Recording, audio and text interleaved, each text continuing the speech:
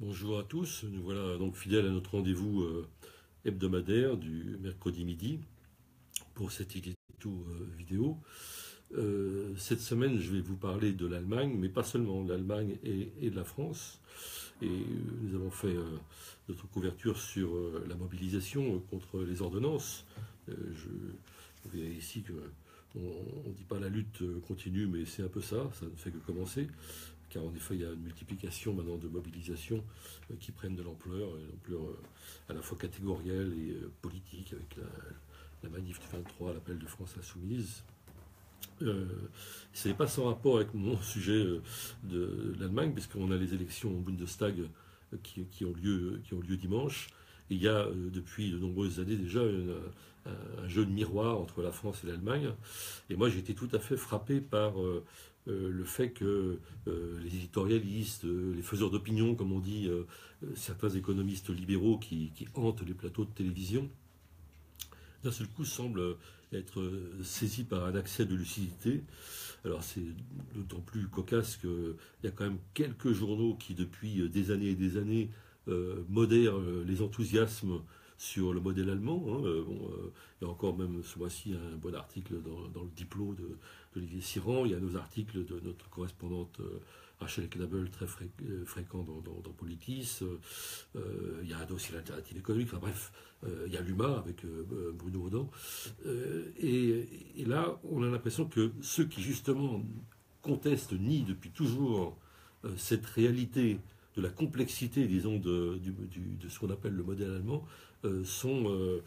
prennent conscience et on a une multiplication. Alors je sais que c'est un métier grégaire, hélas, souvent le journalisme, et qu'il y a des unanimités comme ça qui se forment.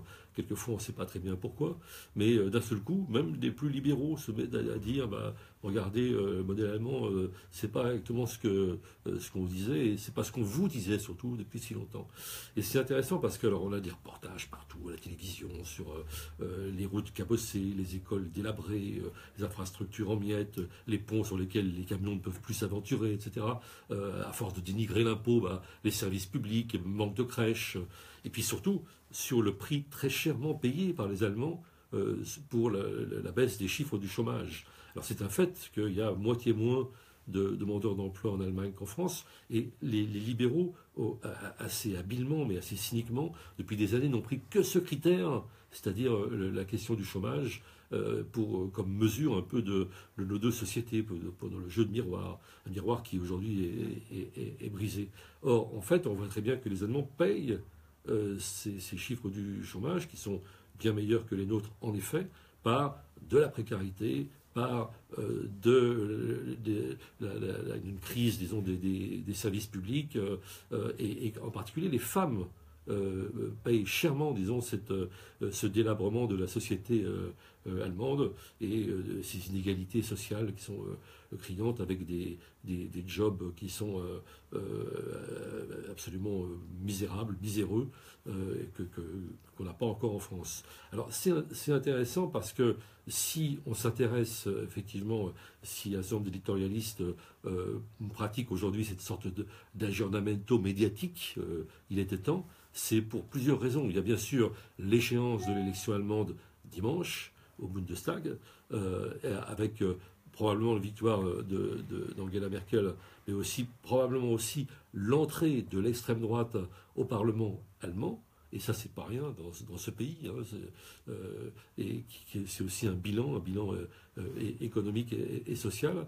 Et puis, il y a une autre raison, si ce jeu de miroir a trouvé ses limites, c'est que les lois travail, les ordonnances du docteur Macron, comme je dis, ressemblent comme deux gouttes de schnapps aux lois qui sont en vigueur depuis 2003-2005 en Allemagne, et que le social-démocrate Schröder avait mis en place. Et en fait, on a une sorte de boule de cristal avec l'Allemagne sur ce qui nous est promis en France. Et qu'est-ce qui nous est promis en France? C'est tout l'enjeu, justement, du combat contre les ordonnances. C'est-à-dire que c'est un basculement où on va troquer probablement des chiffres du chômage qui ne sont pas très très brillants en effet, contre de la précarité.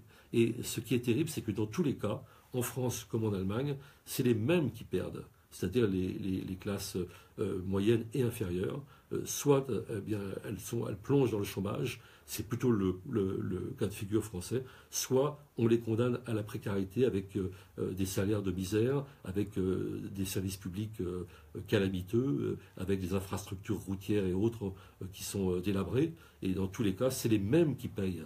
Eh bien, voilà l'enjeu du combat sur l'ordonnance, c'est pour le coup, c'est le modèle allemand, mais le modèle allemand dans sa face la plus sombre.